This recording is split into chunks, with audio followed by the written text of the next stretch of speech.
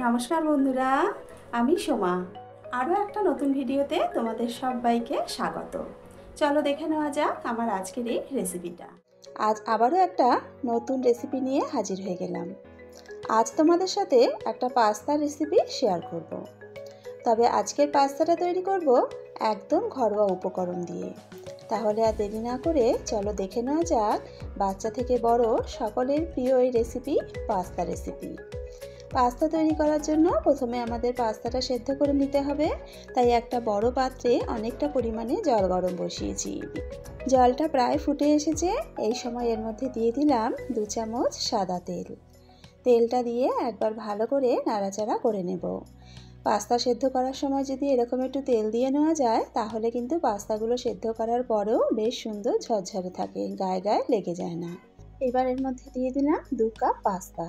আমি এখানে মিক্স পাস্তাটা ইউজ করেছি। তোমাদের হাতের কাছে যে ধরনের পাস্তা থাকবে তা দিয়েই কিন্তু রেসিপিটা করে নিতে পারবে।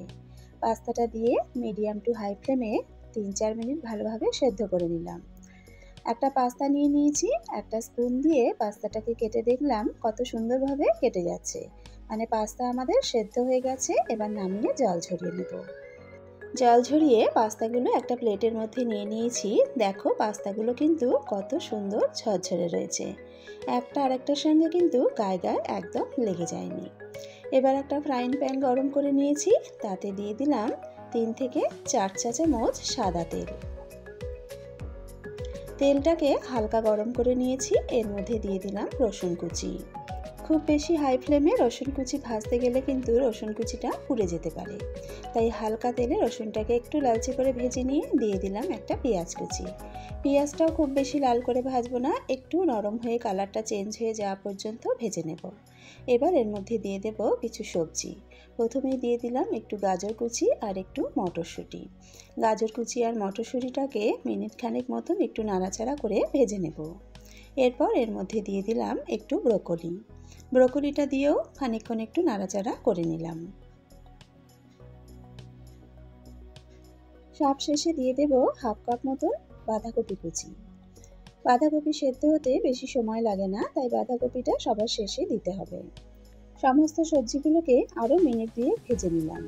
সবজিগুলো যখন এরকম একটু মজে মজে আসবে, অর্থাৎ একটু নরম হয়ে যাবে, তখন এর মধ্যে দিয়ে দিতে হবে 2টো মাঝারি সাইজের টমেটো কুচি।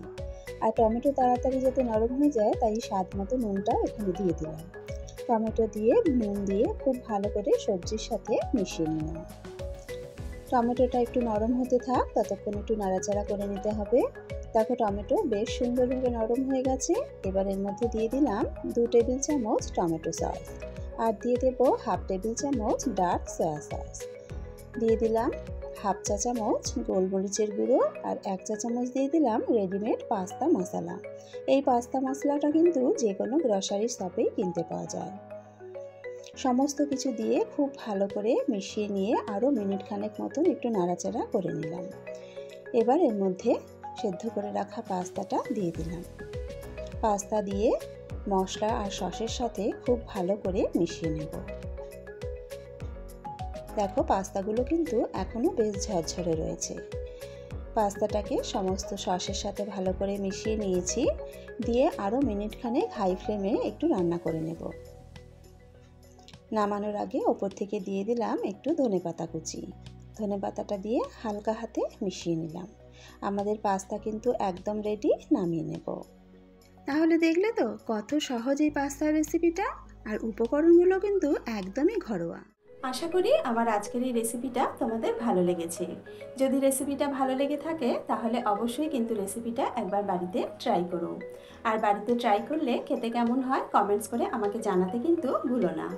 আজকের ভিডিও এখানেই শেষ করছি। আবারও হাজির হয়ে যাব একটা নতুন রেসিপির সাথে। সকলে ভালো থেকো, সুস্থ থেকো।